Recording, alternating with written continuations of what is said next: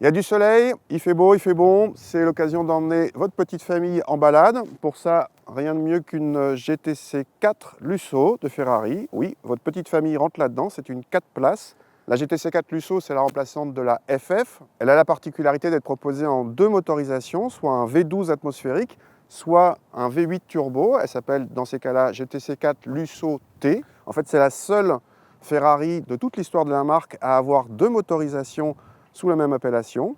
Grosse différence entre la V12 et cette V8 turbo. La V12 est une 4 roues motrices, cette V8 turbo est une propulsion. Par contre, les deux ont en commun les 4 roues directrices.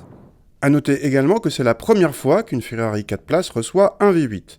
C'est au passage le même V8 que celui de la Portofino, légèrement inférieur en cylindrée à celui de la 488. L'habitacle d'une Ferrari moderne est luxueux et personnalisable presque à volonté. Ici, le cuir côtoie le carbone et le chrome, et malgré quelques ajustages imparfaits, l'ensemble est très flatteur. On retrouve le volant typique de Ferrari avec clignotant intégré, manettino et démarreur. L'écran central est large et réactif, mais on trouve en option un autre écran tactile en face du passager, capable d'afficher plusieurs menus, dont certains identiques au pilote. Sympa.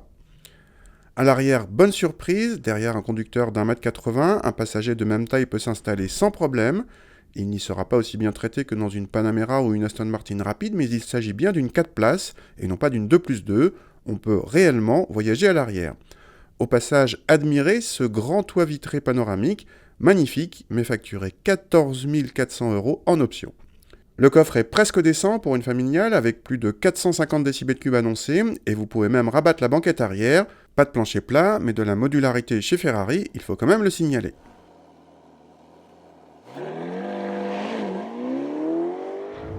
Au volant de cette GTC 4 Lusso T, donc qui est une familiale qui doit être a priori polyvalente, et bien si vous vous mettez en mode confort et que vous roulez tranquillement, la voiture est discrète, presque furtive pour une Ferrari. Une fois que vous avez déposé les enfants à l'école, vous vous mettez en mode sport et là, quid du bruit du V8, allez, je vous fais partager.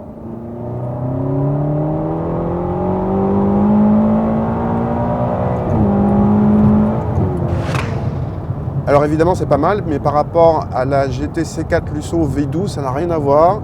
V12 c'est une symphonie, c'est une œuvre d'art juste à lui tout seul le bruit, alors que là, bon, c'est quand même nettement en dessous. En revanche, ça pousse fort puisqu'on passe de 0 à 100 en 3 secondes 5, soit 1/10 de plus seulement que la V12. Même à 200 km/h, ça relance très fort avec des temps de réponse très courts. Remarque au passage, voilà une propulsion musclée qui n'a aucun problème à faire passer toute la puissance sur le bosselet de Montlhéry, comme quoi.